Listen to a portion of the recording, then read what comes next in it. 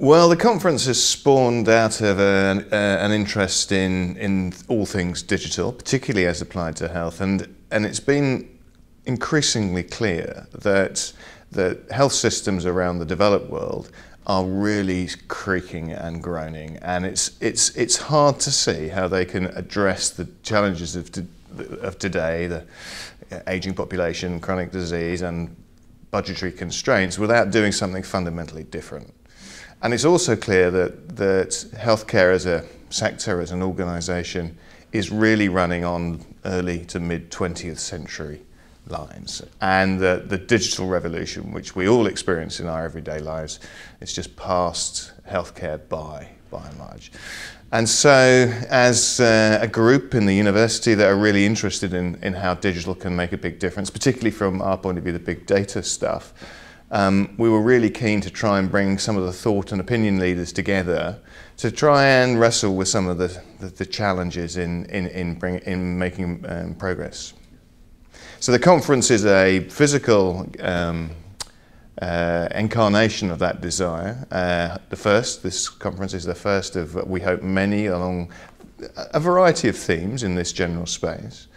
And we really were keen that we didn't make it a parochial problem. Obviously in Wales, like every other health system, it's struggling to perform, but that's true in the UK, and actually as I've travelled internationally, I found it's true almost every country I've ever been to.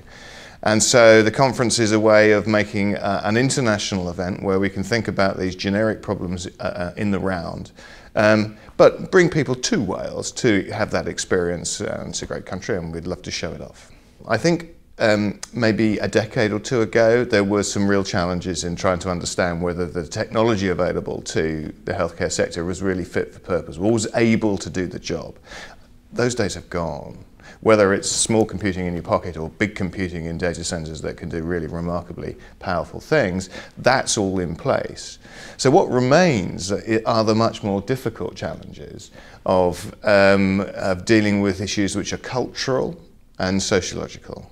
So many of the issues, I think, at least from our work here in Swansea, related to the reuse of data mining, data analytics, big data, are increasingly around the public perception of privacy and safety, and how you create circumstances where the average person on the street can safely believe that their data is being used to good effect, but not worry about the adverse effects of that data being used. And at the moment, we haven't got there. So there's a big concern there, but I don't think this is a concern which is really just localized to healthcare. I suspect that the average man on the street or woman on the street has similar concerns, or at least latent worries about data that big companies might hold about them and might be selling and using, and the fact that, you know, spies and other national governments are raiding data and monitoring us. So there's a whole societal problem here, of which the thing that we're experiencing in the healthcare domain is only but part. So, and I think that's mainly due to the fact that actually we've been, I don't know, it's 7 or 8 years since the iPhone came out. Incredibly rapid development of technology. And we haven't really, as a society, got our head around what that means to us. And so we have Facebook at one end, and then governmental observation and monitoring at the other end of the spectrum, and all in between we don't really know what to make of it. But I think this is just a maturity model. So as we mature, as we become more accustomed to this idea that our data about us is pervasive, it's everywhere, we will settle down to understanding how we need to deal with it. So some of it is just a temporal problem. We're now looking for using these technologies to great effect, but we're trying to do that in a society which is still concerned or uncertain about how to do that properly. Now, that doesn't mean to say that it's not a solvable problem. It's not an intractable problem, but it isn't quite like a big mathematical problem which actually you can sit down with a bit of paper in a dark room and work out the answer. This is something which has to be played out at large in a public arena. And so events like this are, in a sense, although they're not specifically aimed at members of the public, it is something which has to be done collectively and communally, understanding how we position the use of digital in healthcare in the context of a society where there is lack of certainty about this stuff. The opportunity to use data about people in a safe way, anonymised, de-identified and so forth, it has fantastic opportunity. It's a great opportunity, and then we can revolutionise the way we think about healthcare and the way that we provide it by doing so. But with that opportunity comes great responsibility. And I think those of us that are involved in this kind of work need to spend a lot of time thinking very carefully about how we can be transparently, provably safe. So that we can gain the trust of the average person, the average patient on the street with regard to their data.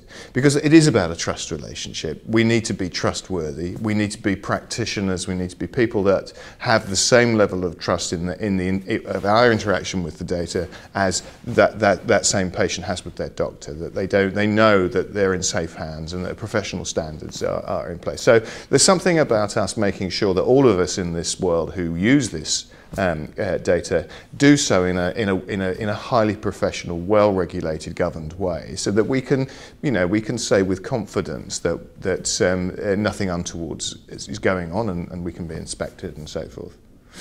I mean, the other thing I would say is that reuse of data is only part of the picture, and that 21st century citizens expect services provided by the state to be in line with the sort of services they might provide from commercial providers. And so at the moment, I think it would be fair to say that it's not a very 21st century experience of getting healthcare, and that the technology in your pocket and in your home have little to do with how you look after your own health and how you get healthcare from healthcare providers. And this has got to change, not just because currently we're very inefficient, that we use sort of rather clunky old manual processes. It's also incredibly irritating to have to trail to general practices, pick up prescriptions, to order things, to have to wait for hours in queues, to be seen by somebody who doesn't appear to be doing anything in an outpatient's department and go home again, you've taken a day off work.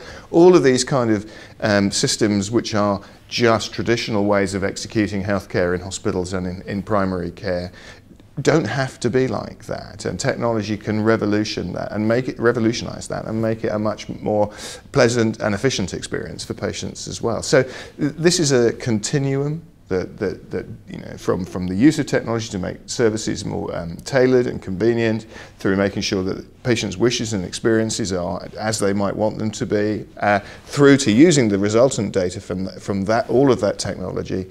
It's producing data sets which allow us to improve systems and performance.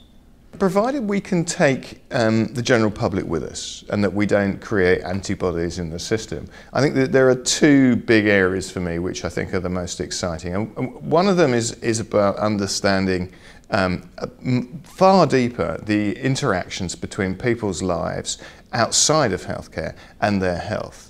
And so the work that we do in Wales, for example, is increasingly focused on looking at data which can explain people's circumstances, which are largely invisible to healthcare practitioners, but have huge impacts in the way that they live, and therefore impacts on their health and their disease if they're unlucky enough to be ill. So this idea that we can use data to understand the human experience at scale, so we do it with hundreds of thousands of millions of people, and finally start thinking about public services as being not discrete services, or healthcare services, social services and housing, but actually it's all part of a public service which needs to be knitted together into something which delivers a tailored and an efficient experience for people. This is a great opportunity here.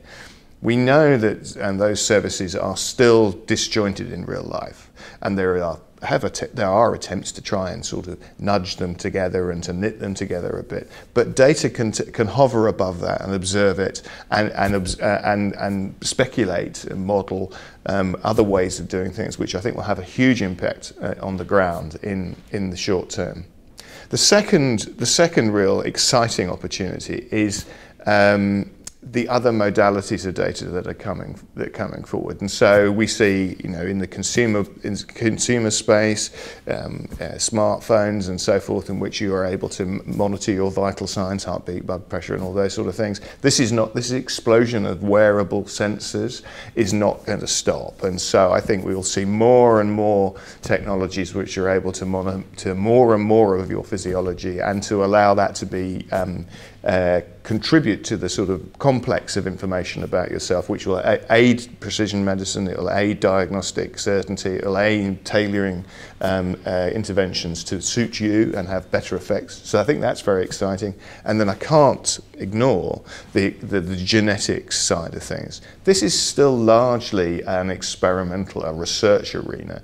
But over the next decade, we'll see the systematic use of genetic information in the conduct of healthcare more and more, where your genotype will be examined to see which is the best therapy for you, and in combination with information about your lifestyle and your physiology and your preferences, and will be used to determine packages of care that are the most effective for you. And this is a very exciting area, the coming together of the pre-existing expertise in genetics and the work that have been done in healthcare, and at a data level could have a huge impact on the way that we deliver healthcare.